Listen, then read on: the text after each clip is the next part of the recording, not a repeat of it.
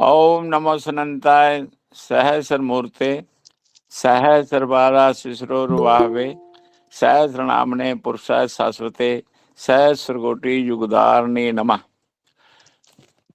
कर्पूर गौरम करुणावतारम संसार सारम भुजगेंद्र हारम सदा वसंतोम हृदयारविंदे भव भवानी सैतोन्मामि अस्तिगिरी समस्या कलजन संत पात्रे स्वर्गपुरुषा का लेखनी मधुरपुर लिखती यदि गृहत्वा शारदा धर्म कांता गुणा विस्पार न जाती। ओम तत्पुरुषाय विद्महे महादेवाय धीमहि तन्नो रुद्र प्रचोदयात्। ओम शांति शांति शांति। सब परिवार वालों को और हमारे विजयनाथ जी को, जितने भी सज्जन भक्तजन प्रेमी जो भी परिवार के मेंबर हैं, सबको बहुत बहुत आशीर्वाद है। और हम लोग विजय जी के आदेश अनुसार सब मिलकर के कथा वार्ता पाठ पूजा अर्चना वंदना और ग्रंथों पर विश्वास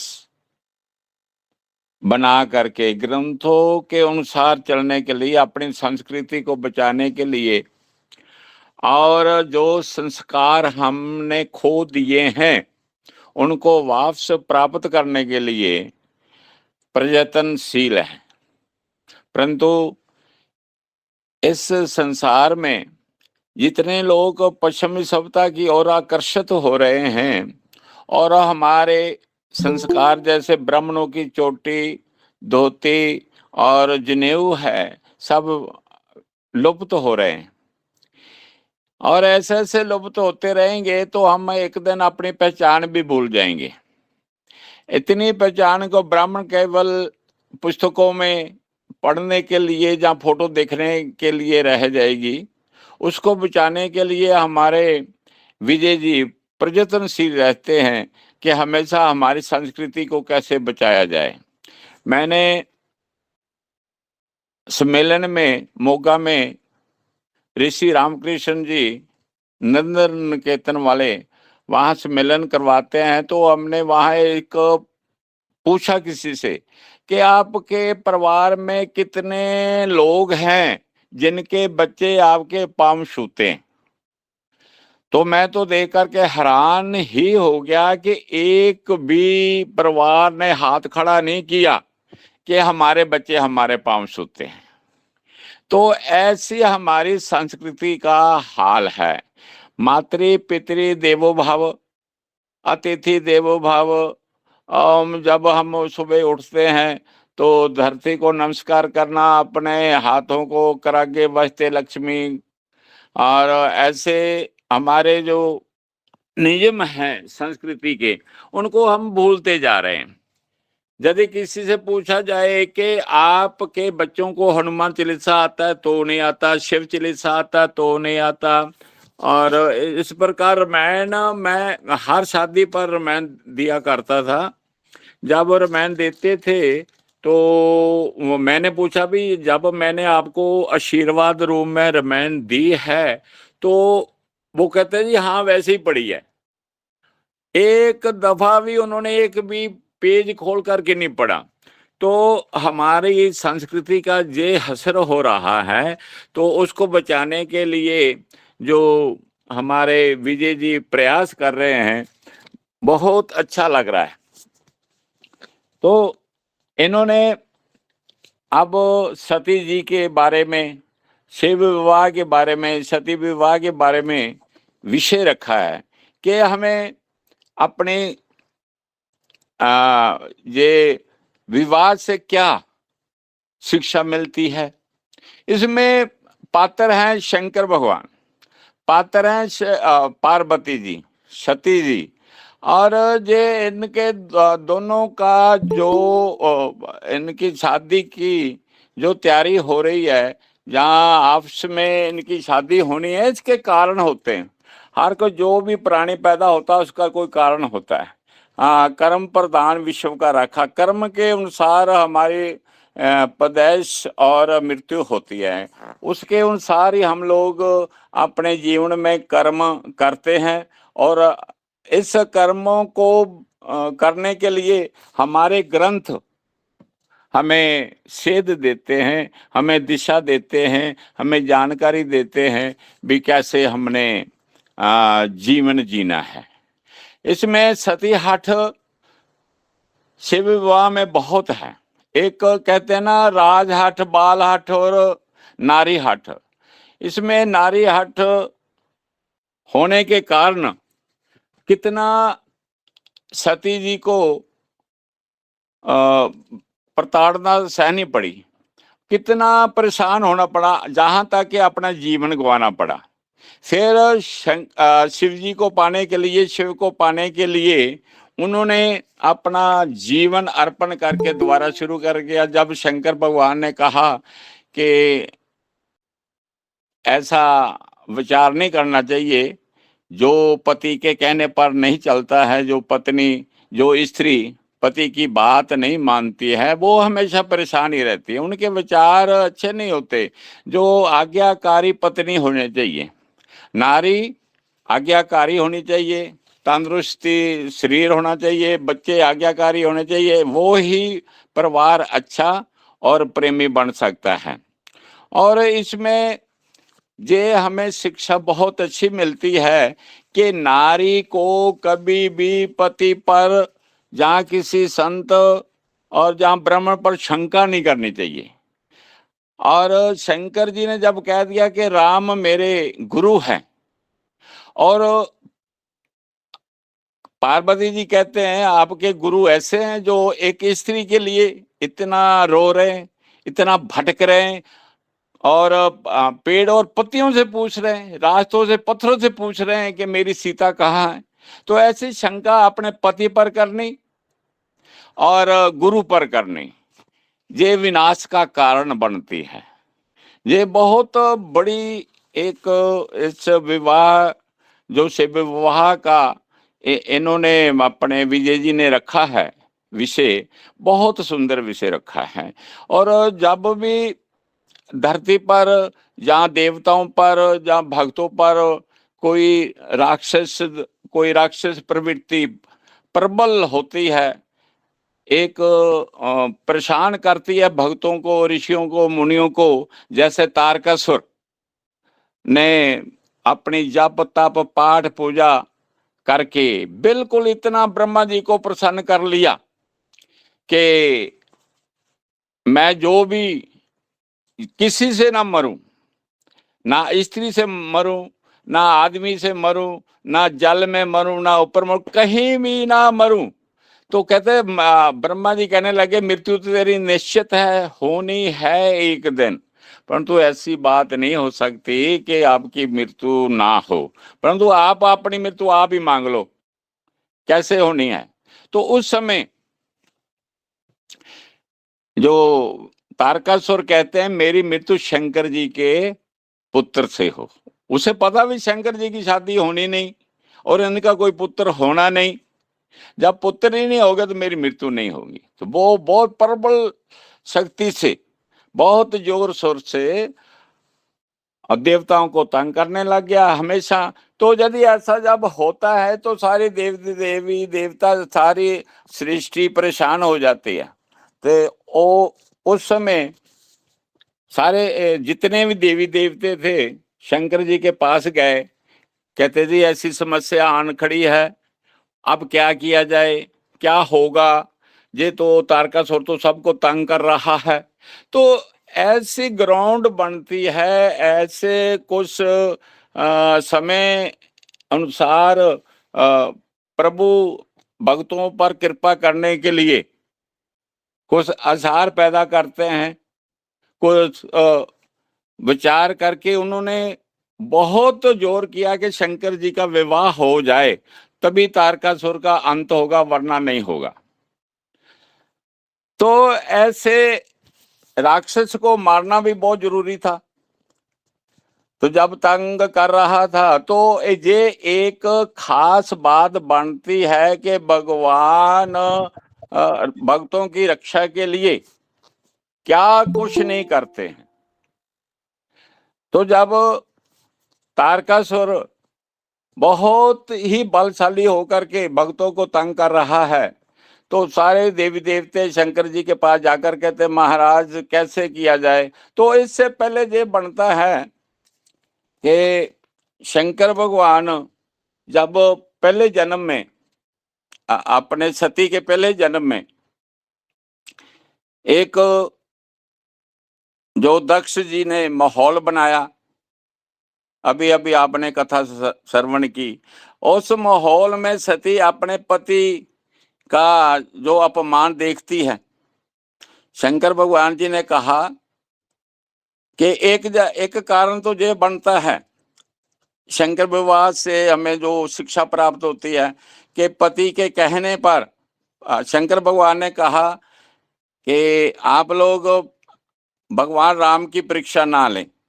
वो भी गई, जब परीक्षा लेकर के जब देखती है कि भगवान राम घूम रहे हैं, उसके सामने सीता का रूप धारण करके जब पहुंचती है, तो उस समय परेशान हो करके वो भगवान पहचान लेते हैं कि ये तो मेरी माता है, माता सीता का रूप धारण करके आई है।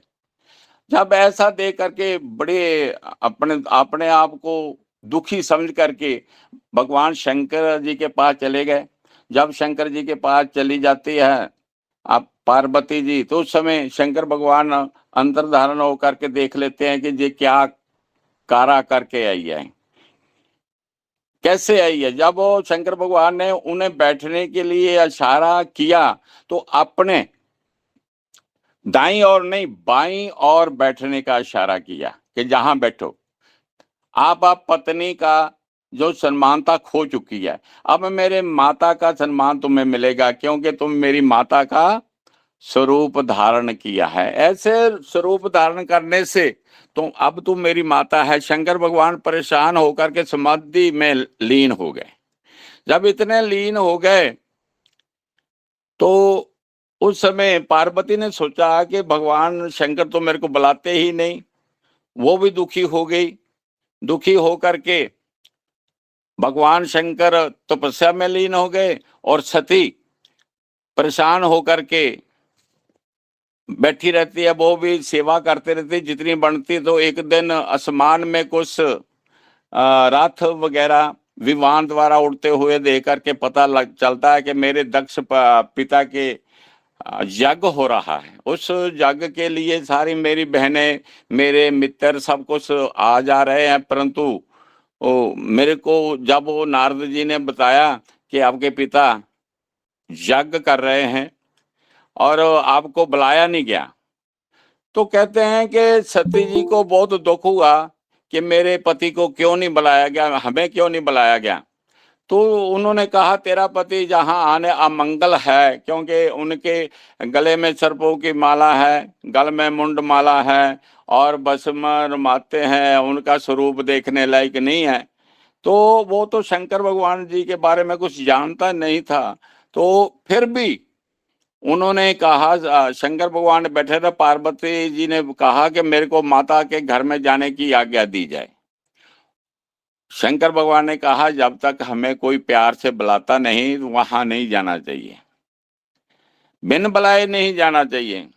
आवत देख हर्षत हर्ष नहीं, कहते जब आकर के नैनन नहीं स्नेह, जब कोई आते को देख करके प्रसन्न नहीं होता, उनके आंखों में प्रेम नहीं है।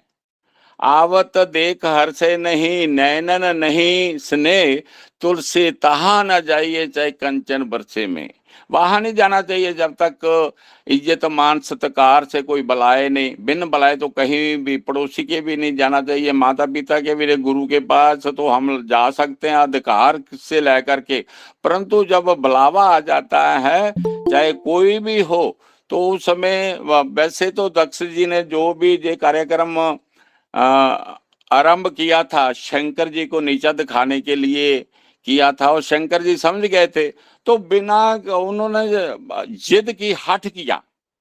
नारी हट मैंने आपको बताया, नारी हट, राज हट और बाल हट, हट करके वहां दक्ष जी के पास चली गई। वहां जाकर के उन्होंने जब देखा कि मेरे पति का अपमान हो रहा है, मेरा स्थान ही नहीं है, उनका आसन ही नहीं लगाया गया, तो वो दुखी होकर के, आपने सारी कथा श्रवण की है कि उस कुंड में वो भस्म हो गए, अग्नि कुंड के जग कुंड में भस्म हो गया, जो कि कनखल में आज भी आप लोग दर्शन करने के लिए जाते हो। जब ऐसा हो गया तो शंकर भगवान को बड़ा क्रोध आया।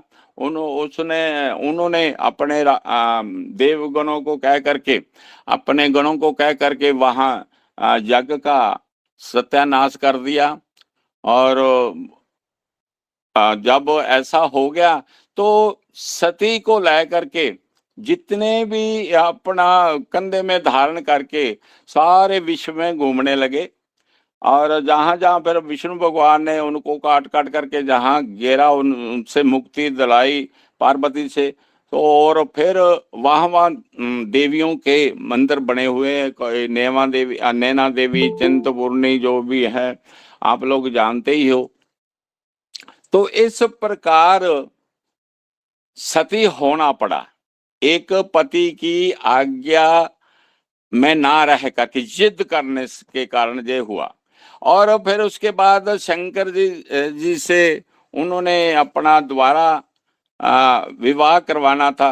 उनकी एक लगन थी यही के, और वो कहते थे भी जब तक मैं कोटि जन्म लेकर के भी, जन्म कोटि लगी अगर हमारी, वरहूं शबू नात रहूं कुमारी।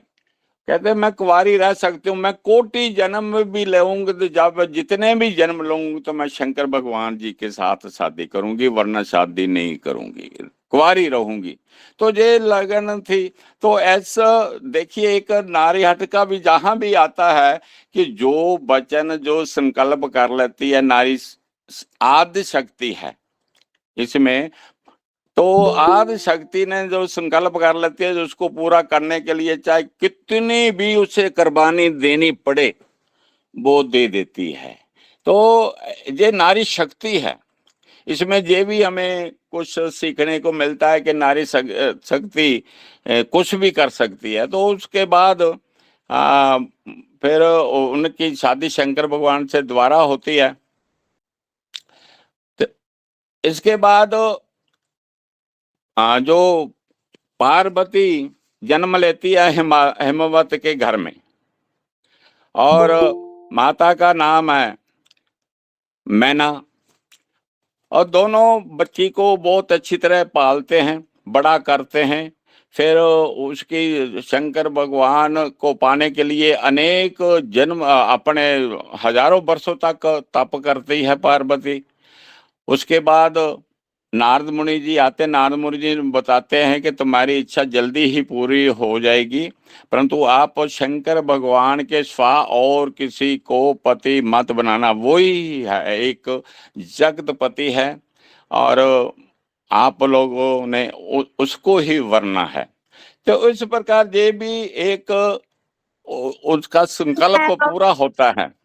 जब शादी होती है तो उस समय बारात में जब आते हैं तो विष्णु भगवान, ब्रह्मा विष्णु सारे, नंदी की, जैसे अभी अभी आपने सारी कथा सुनी कि कैसे श्रृंगार किया जाता है शंकर भगवान जी का, और कौन कौन से कैसे कैसे श्रृंगार करके जितने भी अपने राक्षस है, जितने भी योनि के लोग हैं, अपने चाहे देवता है, चाहे नागराज है, चाहे अपने किन्नर है, सब बारात के जाने के लिए देवी देवते तैयार होकर के आते हैं।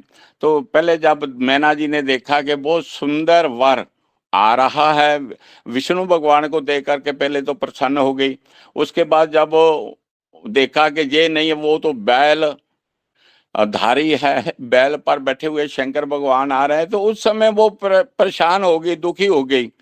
परंतु अपनी बेटी का संकल्प जान करके उसने स्वीकार कर लिया कि ये मेरी बेटी की खुशी में ही मेरी खुशी है, और भगवान शंकर का विवाह हो गया। क्योंकि इस विवाह के लिए तारकासुर जो तंग कर रहा था, तो उस समय भगवान शंकर को विवाह देवताओं ने कहा कि कामदेव आप शंकर भगवान को राजी करें, शंकर भगवान के दिल में आप ऐसा प्यार भर दें कि बसंत ही बसंत हो जाए, चारों तरफ सारे जितने भी सृष्टि के हैं जीव जंतु सब काम असक्त हो जाएं। तो ऐसा ही हुआ। कामदेव ने जब ऐसा स्वरूप धारण किया, शंकर भगवान को देकर के बाण मारते हैं तो शंकर भगवान तीसरे ज्ञान के नेत्र से, तीसरा नेत्र ज्ञान का नेत्र होता है, जब किसी को ज्ञान हो जाए तो तीसरा नेत्र हम लोग कहते हैं भी खुल गया। इस तीसरे नेत्र से हम अपना अच्छा बुरा और भक्ति प्रेम श्रद्धा विश्वास सब कुछ जान सकते हैं। तीसरा नेत्र एक ऐसा नेत्र है जिसको प्राप्त कर लेने से हम लोग हर चीज को प्राप्त हो जाते हैं। हमारे कोई भी बुरा प्रभाव हमारे मस्तक को छू नहीं तक सकता है। तीसरा नेत्र शंकर भगवान के पास है, ज्ञान का नेत्र जिसे हम बोलते हैं। भगवान शंकर को तो पता था तीसरा नेत्र इसीलिए था कि ना तो हमारे पदार्थों में और जितनी सृष्टि है सत्य हरि भजन जगत सब मिथ्या, कहते हैं ना उमा कहूं मैं अनुभव अपना, सतहरी भजन जगत सब सपना, ये तो सपना है। इसलिए शंकर भगवान ने तीसरा नेत्र ज्ञान का प्राप्त करने के बाद ही ये अपना ये बताया, पार्वती को बताया कि ये जगत तो मिथ्या है, इसमें आपका प्यार स्नेह नहीं होना चाहिए, मैं इसीलिए ही दूर रहता हूँ। ज्ञान था शंकर, जितना ज्ञान शंकर भगवान को है उतना किसी भी देवी देवता किसी भी ग्रंथ में नहीं आता है। तीसरा नेत्र भगवान शंकर ही खोलते हैं, चाहे कैसा भी हो। तीसरा नेत्र भगवान शंकर के पास ही होता है और ये गुरु की कृपा बगैर तीसरा नेत्र भी प्राप्त नहीं होता। परंतु शंकर भगवान तो सबके गुरु हैं और सबके पिता हैं, सृष्टि के मालक हैं, तो इसलिए उनको तीसरा नेत्र खोल करके कामदेव को भस्म कर दिया।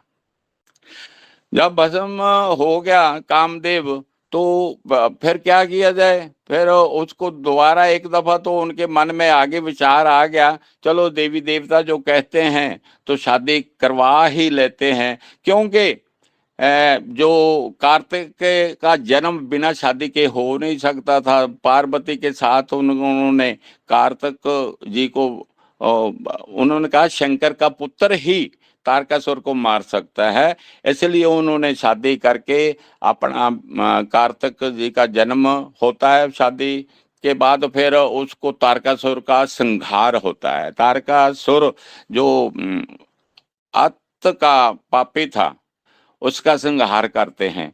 इसमें हमें यही शिक्षा मिलती है कि जब तक हम अपने ग्रंथों को पढ़ नहीं सकेंगे, जब तक ऐसी कथाओं को हम श्रवण नहीं करेंगे, कथा वार्ता में सम्मेलन में जहाँ शिव पुराण की कथा है उसको नहीं पढ़ेंगे, रामायण की कथा है, आप देख लीजिए शिव विवाह लगभग सब ग्रंथों में आता है। चाहे देवी पुराण ले लो, चाहे आप शिव पुराण ले लो, चाहे विष्णु पुराण ले लो, चाहे भागवत ले लो, सब पुराणों में शंकर विवाह जरूर आता है। और जब उसको पढ़ करके हमें यही शिक्षा मिलती है कि हमें संसार में कैसे जीना है।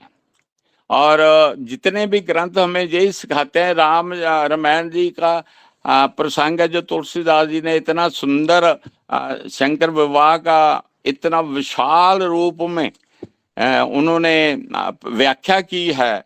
सबसे अच्छी व्याख्या तुलसी रामायण में ही मिलती है। ऐसा पढ़ करके जब हमें पता चलता है, हमें खुद पढ़ना चाहिए, खुद पढ़ करके बच्चों को पढ़ाना चाहिए, बच्चों को सुनाना चाहिए और हमेशा बच्चों को पास बैठा करके रामायण की चर्चा। मैं तो कहता हूँ हर घर में रामायण होनी चाहिए। रामायण की यदि हम पूरी चौपाई नहीं पढ़ सकते, कम से कम एक ही लाइन पढ़ करके छोड़ दें, परंतु करें जरूर। सुबह उठ करके पाठ पूजा अर्चना वंदना करने के बाद जोत जला करके बच्चों को पास लगा बैठा करके उनको तिलक करें। तिलक करके रामायण जी का पाठ करें और भगवत पूजा करते हुए, और सुबह उठ के प्रातः उठ श्री रघुनाथा मात पिता गुरु नमामि माता, ऐसी ऐसी शिक्षाएं। बचपन कैसा होना चाहिए, भाई के साथ प्यार कैसा होना चाहिए, और पत्नी के साथ पत्नी का क्या स्थान है ये भी पता होना चाहिए। पत्नी की कितनी इज्जत होनी चाहिए, पत्नी के मन में पति प्रति कितना प्यार होना चाहिए, बच्चों के प्रति कैसा व्यवहार होना चाहिए, और समाज के प्रति क्या विचार, क्या हमारा फर्ज बनता है वो उससे जानना चाहिए। और चाहे गरीब है चाहे पिलनी, और पिलनी के लिए बेर भी खाए भगवान ने, और उनके साथ कितना कैसा, जो नीच जाति के लोग हैं उनके साथ कैसा प्यार होना चाहिए। बिल्ली ने जूठे बेर खा करके भी भगवान को पा लिया, बिल्ली ने जूठे बेर खिलाए, और निषाद राज ने चरण धोए। भगवान ने कोई भी उनसे नफरत नहीं की कि आप निषाद राज हो, आपसे बदबू आती है, हम आपको टच नहीं करेंगे, पैर नहीं धोने देंगे, ये नहीं, कुछ नहीं। बड़े प्यार के साथ चरण धुलाए अपने, और चरणामृत लेने दिया, हर काम बड़े स्नेह से। राम राजा इसलिए हम कहते हैं जिसके घर में रामायण होगी उसके घर में राम राज्य अवश्य होना चाहिए। जब हमारे घर में रामायण ही नहीं है तो राम राज्य कहाँ से आ रहे हैं, हमें देख करके या सुन करके। हम बस यही चक्कर है कि हमारा समाज इस समय गिरावट की ओर जा रहा है। अनेक प्रकार का नशा चला हुआ है, गोलियां चली हुई है, पोस्ट अफीम, अनेक प्रकार के दूषित। आप देखिए, जब हम तो बाजार नहीं जाते, जब भी शाम का वक्त होता है उस समय कितनी शराबें चल रही है, कितनी रेहड़ियां अंडों की लगी होती है, कितनी रेहड़ी मांस की लगी होती है, बहुत बुरा हाल होता है, बदबूदार। मैं तो कभी भी शाम के समय मैं बाहर बहुत कम निकलता हूँ, क्योंकि बाजार में, सब बाजार में बदबू ही बदबू होती है।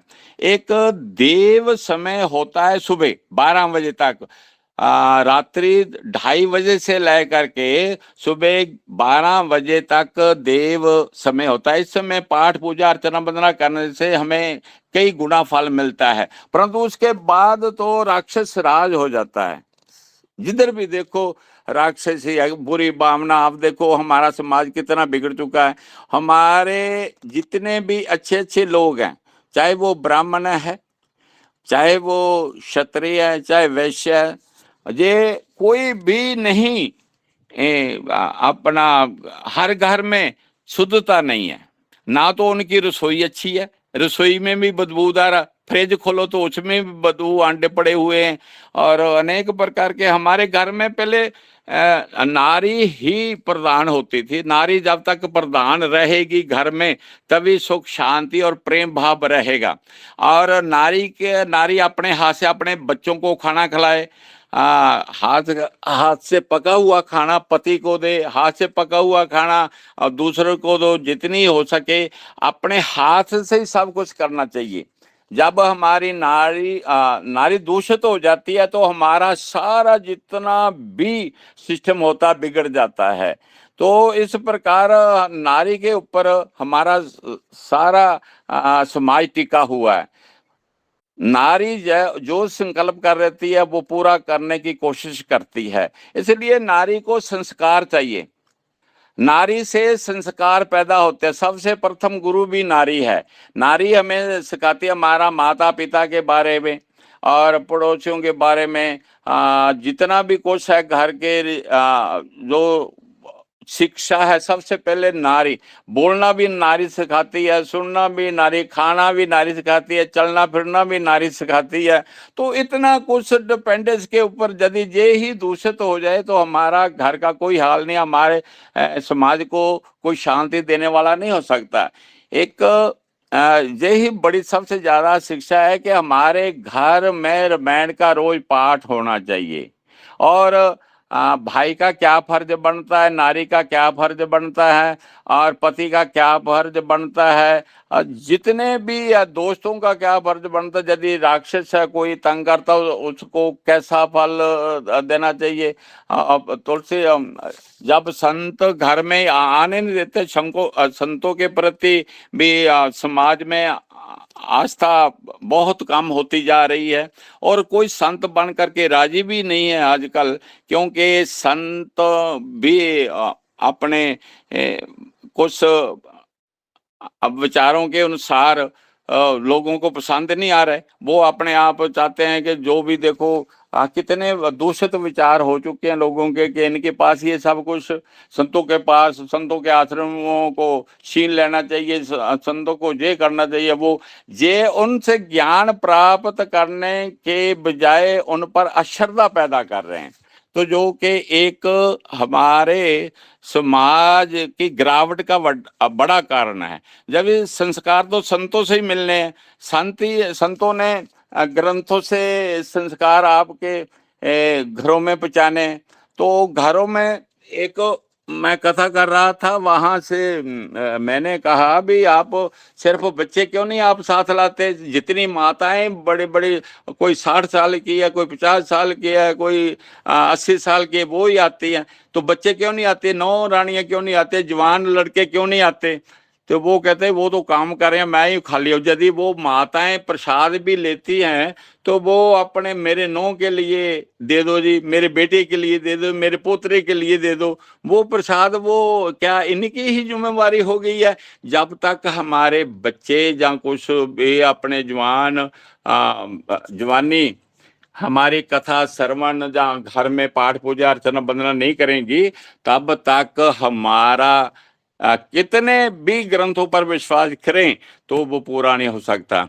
वैसे तो जितना धर्म कर्म इस कलयुग में हो रहा है, किसी युग में ऐसा नहीं हुआ। एक इतना लोक दान पुण्य भजन कीर्तन तो करते हैं, परंतु वो मन से नहीं। मन चंगा कटौती गंगा। हाँ, कभी ये भी कहते हैं, कभी इसका हुआ कभी उसका हुआ, मैं अपना ही नहीं हुआ, बाकी सबका हुआ मैं। बस ये हाल है, पैसे के लिए हम लगे हुए हैं, और अनेक प्रकार के जब 2 नंबर का पैसा पैसा कमाना चाहे, चाहे किसी भी प्रकार आए, कपट से आए, झूठ से आए, गलत कामों से आए, कैसे भी आए, पैसे के पीछे हम लोग पड़े हुए हैं। तो ग्रंथों को विसार रखा है। जब तक हम ग्रंथों के पास नहीं जाएंगे, ग्रंथ पढ़ेंगे नहीं, लिखेंगे, ये हमें सब शिक्षाएं ग्रंथों में पहले ही ऑलरेडी दे रखी है कि पार्वती जी ने शंकर विवाह क्यों हुआ, कि दुष्टों का नाश करने के लिए हुआ, और फिर शंकर जी ने तारकासुर का विनाश करने के लिए, और पार्वती ने बार बार भगवान को प्राप्त करने के लिए ये अपना ये विवाह करवाया, क्योंकि उनका पार्वती जी का संकल्प था कि जब तक मैं हूं तो शंकर के भगवान के साथ ही रहूंगी। तो एक दिन शंकर भगवान बैठे हुए थे, अर्धनारीश्वर की कथा भी मैंने श्रवण की, किसी महापुरुष ने सुनाई कि पार्वती आकर्षित हुई शंकर भगवान जी की तरफ। तो शंकर भगवान जी ने जब पार्वती जी को देखा तो वो भी उन पर आकर्षित हुए। तो वो शंकर भगवान ने कहा मेरे पास आ जाओ। जब आए तो उन्होंने अपने में ही पार्वती को समा लिया। जब ऐसी शक्ति को अपने भीतर समा लिया तो अर्धनारीश्वर कहलाए। अर्ध हिस्सा उनका पार्वती का हो गया, आधा शंकर भगवान का हो गया। इसका मतलब ये है कि नारी और नर में और नारी में कोई भेद नहीं। ना नारी बगैर नर है, तो नर बगैर नर नहीं, तो नर बगैर नारी नहीं।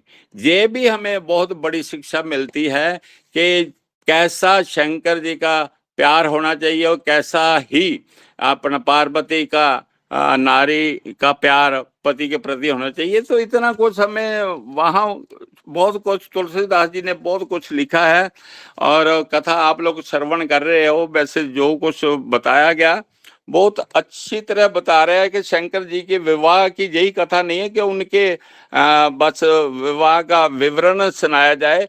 उनसे जो शिक्षा मिलती है हमें वो इन्होंने अपने मेरे से पहले जो वक्ता थे बहुत सुंदर ढंग से बता रहे थे। तो इस प्रकार विजय आनंद जी ने बहुत ही कमाल का एक टॉपिक रख करके अच्छा काम किया है।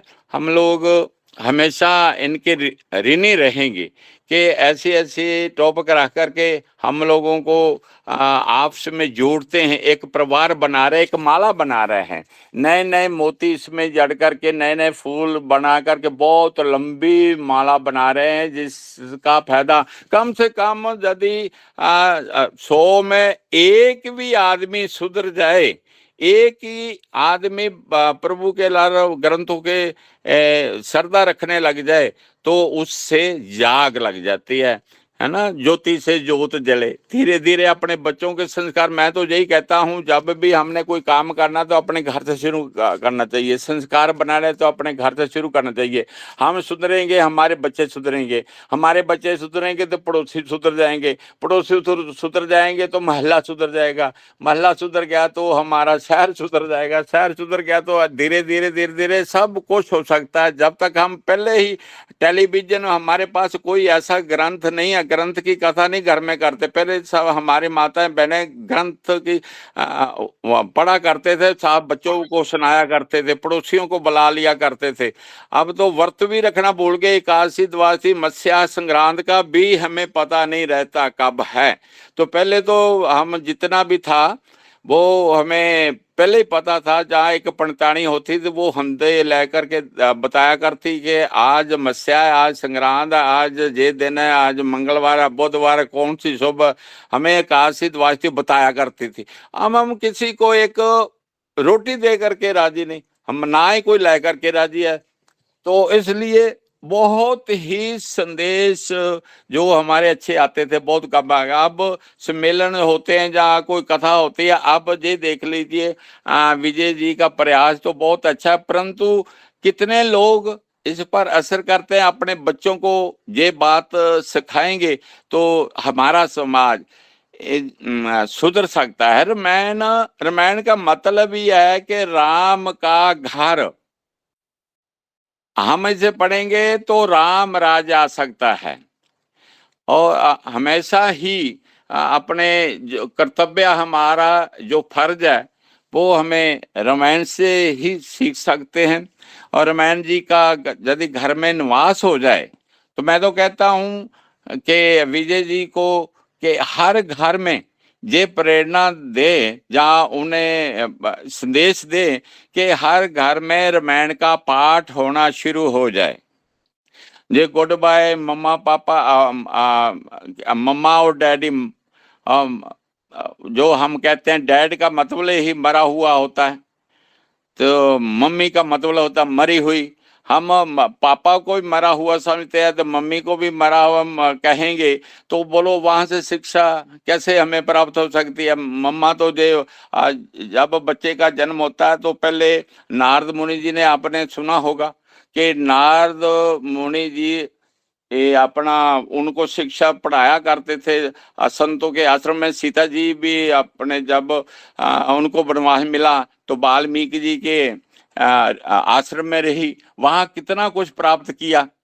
तो अब हमारे जब माता गर्भ धारण करती है तो एक्टरों की फोटो होती है, कुत्ते बिल्लियों की फोटो होती है, अनेक प्रकार के दूसरे फोटो होते हैं, टेलीविजन पर ड्रामे चल रहे होते हैं और अनेक प्रकार के एक औरत के 20-25 पति तो खाते हैं, वो भी हम देख करके बड़े खुश होते हैं कि सारा दिन उनकी ही चर्चा करते हैं, किसी ग्रंथ की, भागवत की, रामायण की कथा नहीं करते। देखो एक नारी दोस्त, नारी ने संकल्प किया, द्रौपदी ने संकल्प किया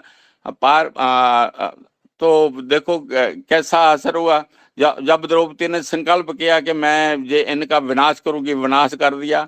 तो इसलिए सबसे पहले संदेश यही हमें मिलता है कि हमारे घर की सुख शांति महालक्ष्मी, हमारे जतर पूजते नारी ततर रमित देवता, और नारी को वैसा पूजनीक बनना चाहिए, उसके संस्कार उसको होना चाहिए। ये फटे पुराने कपड़े पहन करके और आधा शरीर नंगा और रख करके संस्कार नहीं मिल सकते। हमें पूरा संस्कारी बनना चाहिए। माता के गुण होने चाहिए, बहन के गुण होने चाहिए। उसको अपने घर में पहले सुधार करना चाहिए कि हमारी बेटी कैसे रह रही है, उसके कैसे कपड़े हैं, हमारी बहन कैसे रह रही है, उसके कैसे कपड़े पहनती है, कैसा बोलती है, कैसा खाती है, कहाँ आती है, कहाँ जाती है।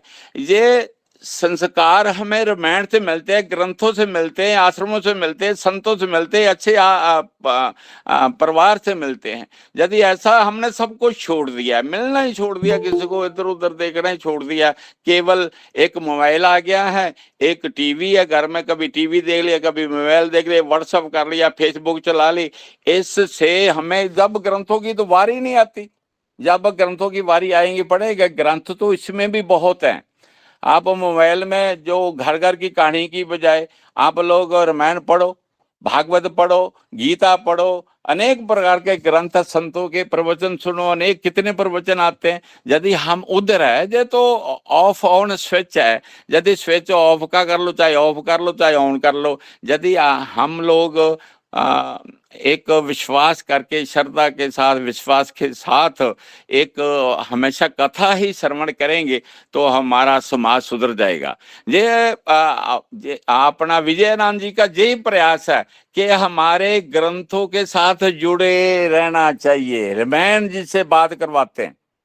तो इस प्रकार हमें बड़ी खुशी है कि इन्होंने बहुत अच्छा प्रयास किया। मैं आशीर्वाद देता हूँ आप सबको, और इन्हीं शब्दों के साथ अपनी वाणी को विराम देता हूँ, और फिर आशीर्वाद देता हूँ कि अपने आप से जुड़ो, अपने आप से जुड़ो, ग्रंथ से जुड़ो। जब आप अपने आप से जुड़ जाओगे, आप सबको प्राप्त हो जाएगा। ओम शांति शांति शांति।